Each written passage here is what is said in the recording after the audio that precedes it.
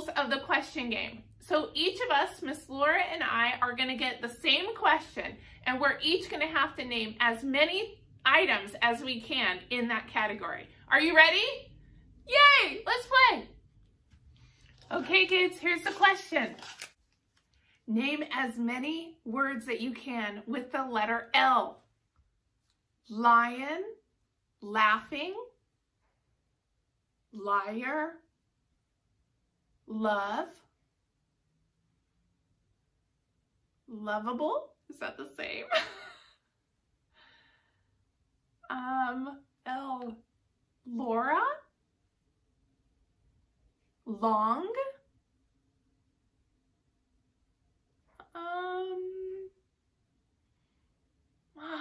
letter, oh, time's up. That was fun. Okay, here's the question. Words with the letter L. Loser, luau, Luna Grill, Laura, light, what else? I'm blanking. Louisiana, lighthouse, lame, what else? Lights,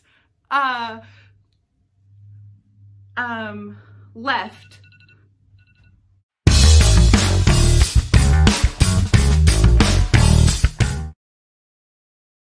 Name as many words as you can that start with the letter M. Okay, the letter M. Mom, mother, make, monkey, maid,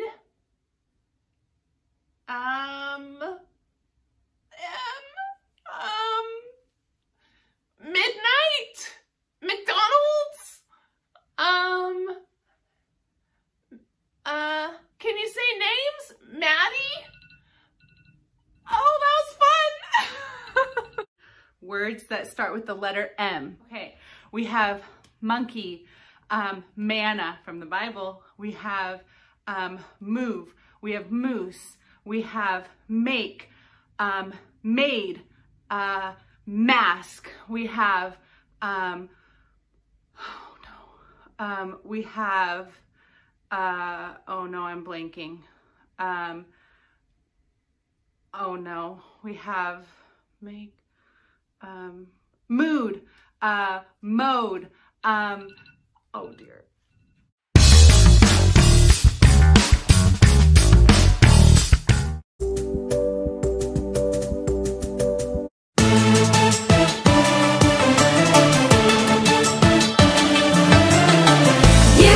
You are the Messiah, the Son of the living God.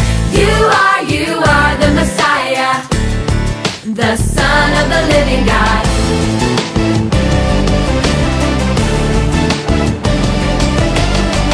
You healed the sick, you made the blind to see. You walked on water and you set us free. There is no other like you. How could we ever doubt you? You are the Messiah. You are the Messiah, the Son of the living God.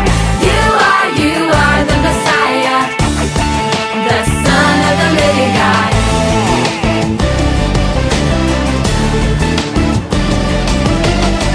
You broke the chains that kept your people bound. You gave your life so that we could be found. There is no other like you. How could we ever doubt you? You are the Messiah. You are the Messiah, the Son of the living God.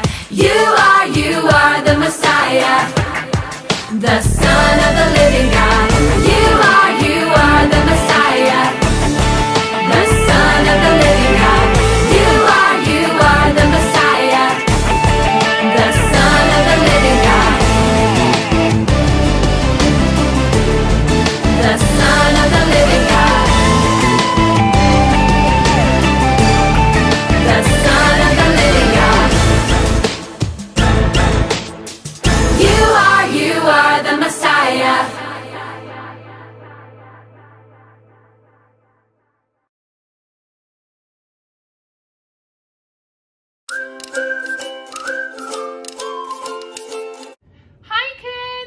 November's memory verse is a good one. Let's get our Bibles ready.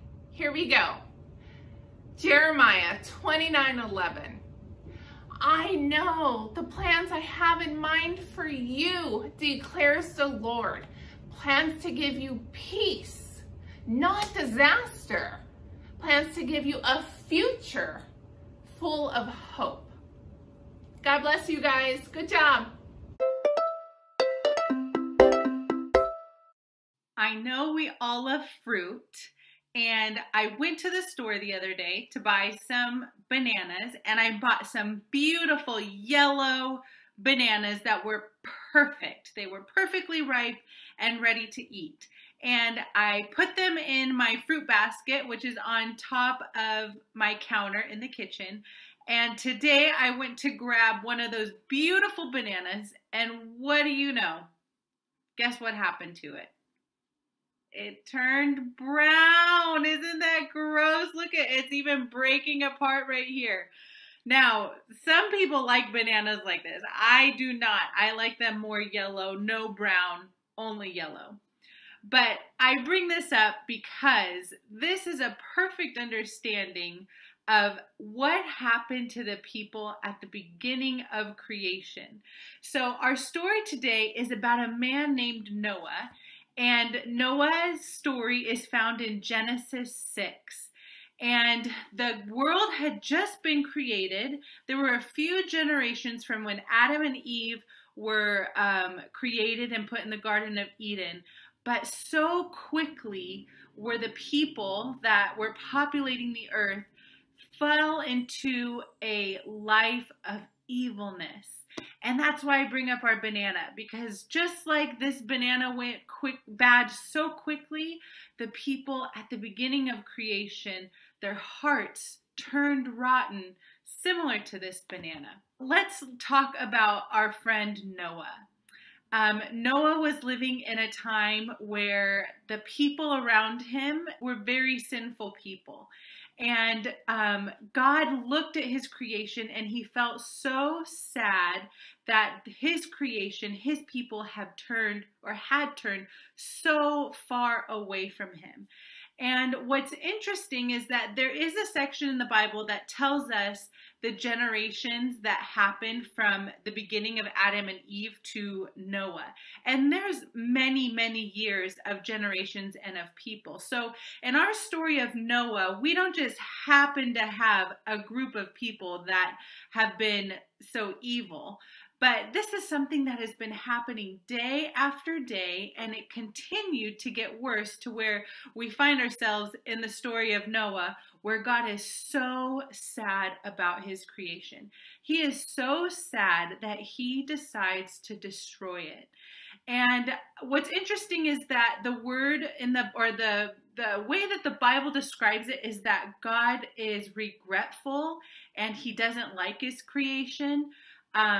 Which I think is true, but I want us to focus on how much grace God gave those people from when he created Adam and Eve all the way until Noah. Many, many years, hundreds of years, day after day, his creation was getting farther and farther and farther away from him. And that made him so sad. But in that span of hundreds of years, God was showing his grace. But with our story with Noah, we see that God found favor with Noah. And this had nothing to do with what Noah did other than his heart. And I think Noah could have been part of the people that may have been making really bad decisions, but there was something that God saw in his heart that drew him to have in his will be for Noah and his family to survive and to live on, to make the world what God wanted it to be after the flood. But I just want to talk a little bit about what this story means to us. As Christians, we see that in this story, God is a God who hates sin. And he hates it so much that he uses his power to destroy it. And even though he hates sin, he still has grace to save Noah. And I just think that that is an amazing characteristic of who our God is. And the Bible says that God is the same yesterday, today, and forever. So even though God so long ago was like this, he's still the same today. And I believe he still hates sin. And when we sin, it really hurts him. But I also know that he is a God who saves. Just like he saved Noah, he also sent his son Jesus to save us. The end of Noah's story is such a good, happy ending. We know that he built an ark and filled it with all the animals of the world. And this was God's way to preserve and keep part of his creation. But he did want to start over, and he started with Noah's family. And 40 days and 40 nights, it rained and it rained. Could you imagine? He basically lived in a zoo for 40 days and 40 nights on a boat. I just cannot wrap my head around it. But at the end of this story, at the end of the 40 days, God sends a rainbow and he makes a promise. And again, God is the same yesterday, today, and forever. So the promises that he made then are still promises that we can hold on to today. And his promise was that he would never destroy the earth with a flood. But I hope that a rainbow and this story is a reminder that although we fall short and although we are filled with sin, we still have a God who wants to extend his grace to us, who wants us to walk and live in a life for him.